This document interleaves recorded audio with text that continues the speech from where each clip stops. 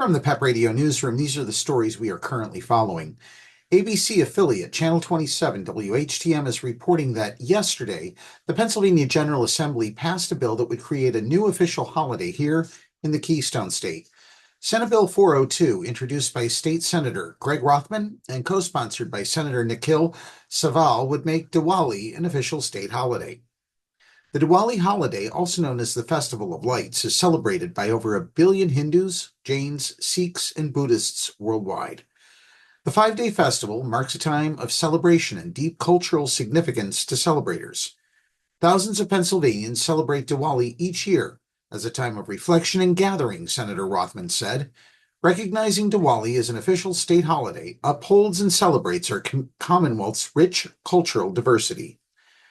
As part of Senate Bill 402, closure of schools, governments, or employers would not be required. WPVI in Philadelphia is reporting that the Central Bucks School District is taking steps to eliminate a controversial policy. It states that students can only join sports teams that align with their sex assigned at birth.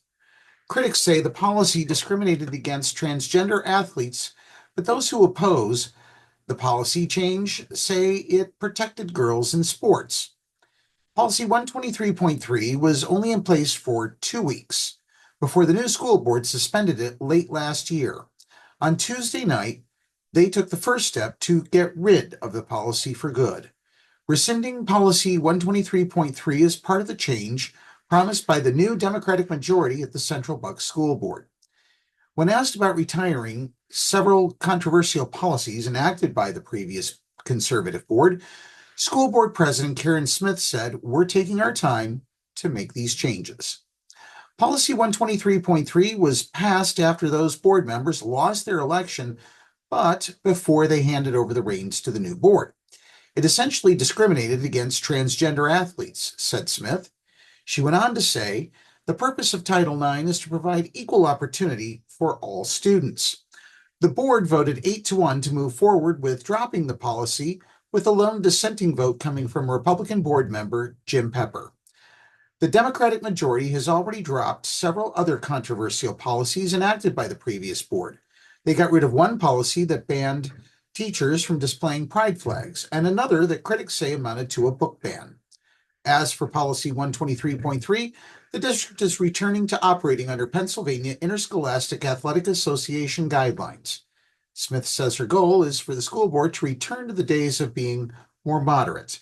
The final vote on rescinding the sports team policy will happen in about a month.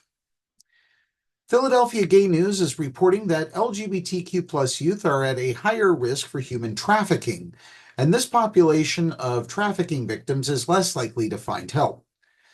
This is linked to their experiences of family rejection, discrimination, stigma, and prejudice, coupled with fewer opportunities to access social support and fewer resources dedicated to addressing the queer community's specific needs.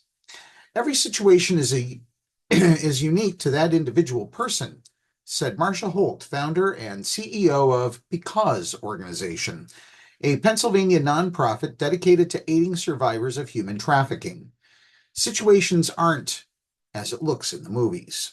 She underlined that trafficking often begins as a friendship or relationship with someone who claims to want to help someone experiencing marginalization, often offering emotional support or resources like housing or an under-the-table job. Even if a victim observes some red flags, those in need of shelter and other resources might feel that they have no other options but to deal with risky situations. Traffickers often befriend their victims and act as caretakers, mentors, or romantic partners, then escalate their level of control over their victims as domestic violence continues to progress into trafficking behaviors. LGBTQ plus youth are 13 times more likely to experience homelessness. These individuals are at the highest risk for general trafficking and are more likely to be sex trafficked than their cishet counterparts. Report Out data shows that 61% of LGBT homeless youth have experienced human trafficking in their lifetime, with 44% of those experiences occurring during homelessness. 1 in 5 homeless youth were found to be engaged in survival sex work to pay debts or bills. To learn more about this story and all the news stories from this week, click on the links on the PEP Radio news page on our website, paequality.com. That's the news at this hour. Time for more music on PEP Radio.